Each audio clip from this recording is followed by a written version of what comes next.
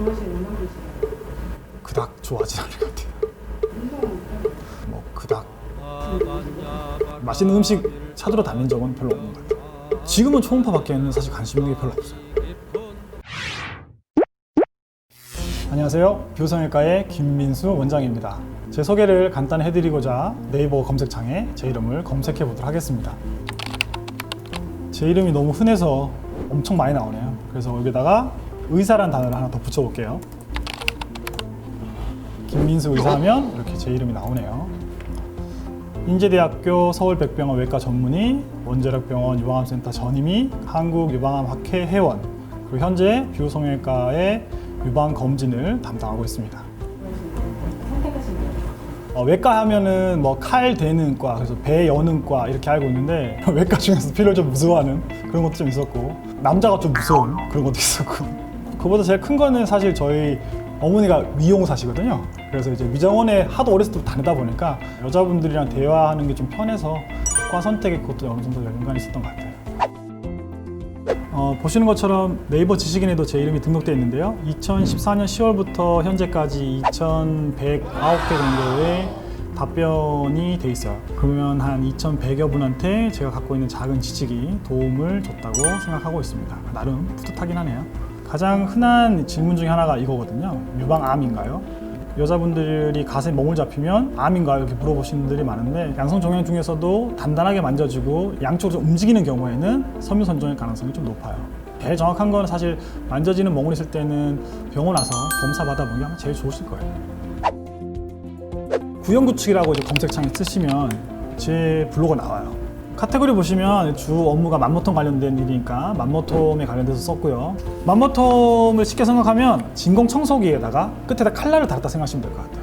흡입하고 자르고 흡입하고 자르고, 일명 맘모톰의 기본 원리인데요. 흉터 자체도 한 5mm 정도 작은 흉터를 가지고 큰 혹들을 그냥 간단하게 제거할 수 있어요. 친구분들이 유방 관련이니까 그러니까 유방 관련된 이제 학회라든지 모임을 가면 친구들은 다 유방암 얘기하고 뭐 유방 질환 얘기하는데, 저는 항상 유방 가슴 보형물 초음파 얘기만 계속 하거든요. 한 시간이면 한 50분 정도 보형물 초음파 얘기만 하고, 별명이 뭐 초음파 덕후, 그래요. 촘떡.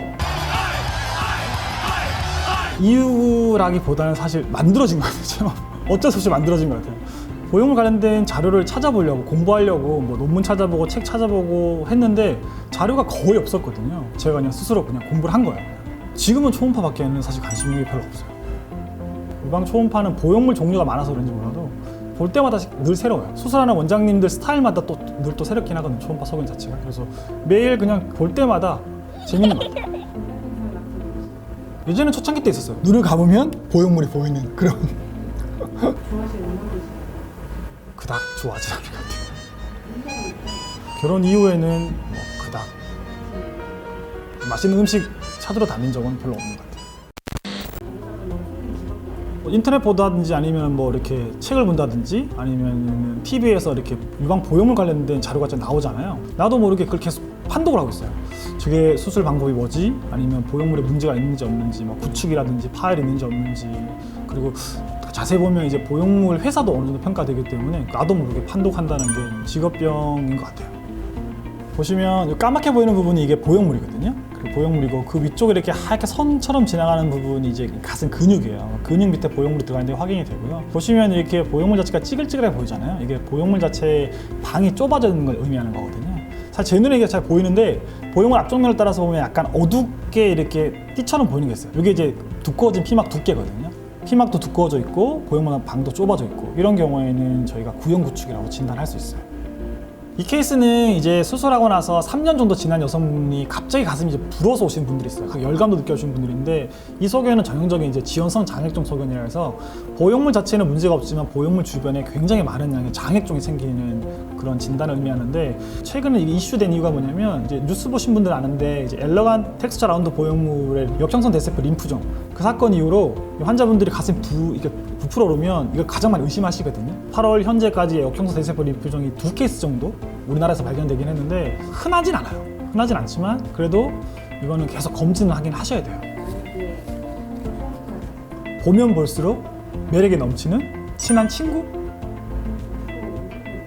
제가 지금 정리하고 있는 그 초음파 자료들을 모아서 유방 보형물 관련된 책을 좀 쓰는 게, 그러면 그 책을 가지고 이제 많은 의사 선생님들이 보고 공부할 수 있으면 환자분들이 어디 가서도 이제 보형물 초음파할 수 있으니까. 그래서 저는 그냥 제가 알고 있는 지식은 많이 좀 공유했으면 좋겠어요.